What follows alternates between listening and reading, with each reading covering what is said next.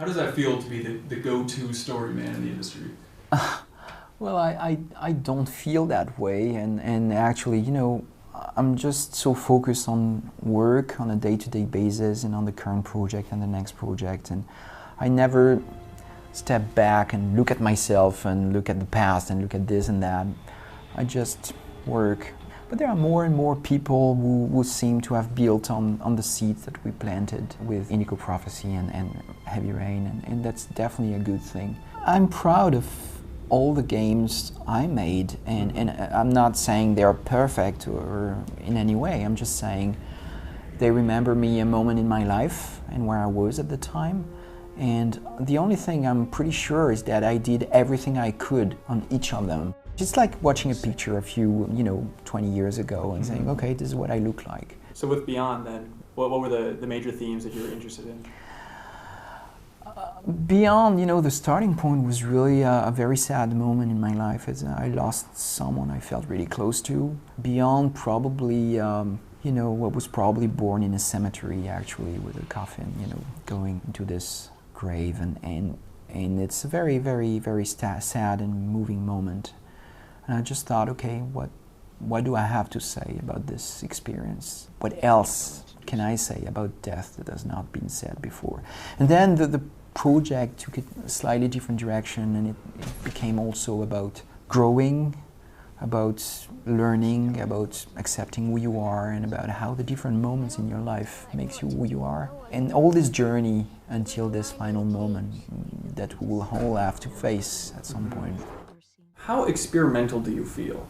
Do you feel like, let's just try this and see if it works? Are you sure, like even going back to Heavy Rain, are you confident in your approach that this is going to work for players? Never. Never ever. I mean, if you do my job and you're 100% sure of all the decisions you make, you probably make tons of mistakes and you're probably quite stupid. No, I mean, doubts is something that goes with me every single minute, from the moment I have the very first idea to the moment where I release the game.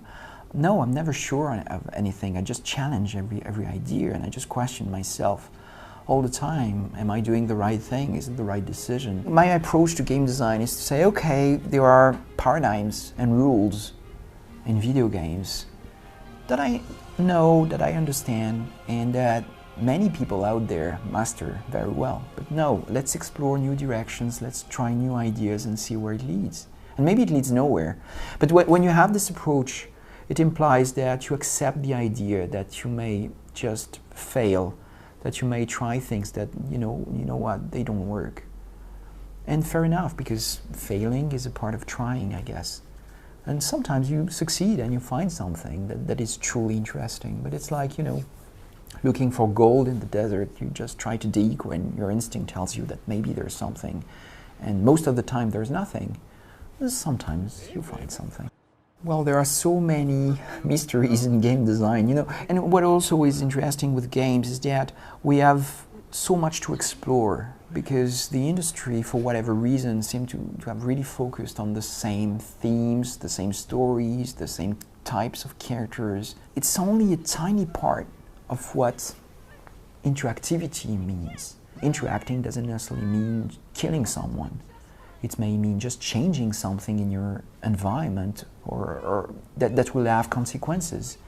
And this is what is fascinating about it. It's the fact that you can make decisions that will change what's going on. Mm-hmm. And that's what's so fascinating about this medium. I think Fumeto Ueda's work is obviously a landmark in the industry. And people paid attention, which is great. I think Journey was a landmark. What that game company does is very interesting and innovative and different. And people paid attention. There are games like Papo and Yo, for example, is a game I really love. And I don't think that the industry paid enough attention to that. They just say, oh, the jumping system, the camera, and yeah, wait a minute. I mean, this is not what the experience is about. And I think this game has not been seen enough and understood enough. What I love with Eco was the relationship with the little girl. Okay, there were some platform stuff and some fighting stuff. That was good. But what I really appreciated at the time was how this relationship with the little girl was established, and how it was maintained through time and with a nice narrative arc, and how it led to an incredible ending. What amazed me is that he managed to tell this very simple story, when you think about it, in a very elegant way, and with almost no dialogue. So everything was just through imagery and sound and animations, and I thought that was incredibly elegant. Sure. And there was a sense of poetry in what he did that is really rare in the industry. And most of these things I found again in Shadow of the Colossus. But what is great is you really feel when you play one of these games that you have in front of you another, and not another game designer. You know, is really someone visionary, someone sensitive, someone who has a vision, was something to say in his own very own way. Have you ever spoken with him? Yeah. Okay. Oh yeah. Are you in a relationship where you can call him up and talk about game design?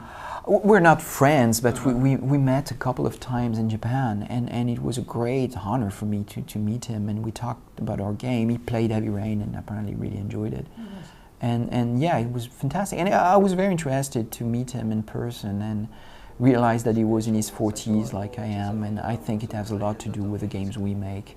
I don't think that he could have done Eco when he was 20, and I don't think I could have written Heavy Rain when I was 20.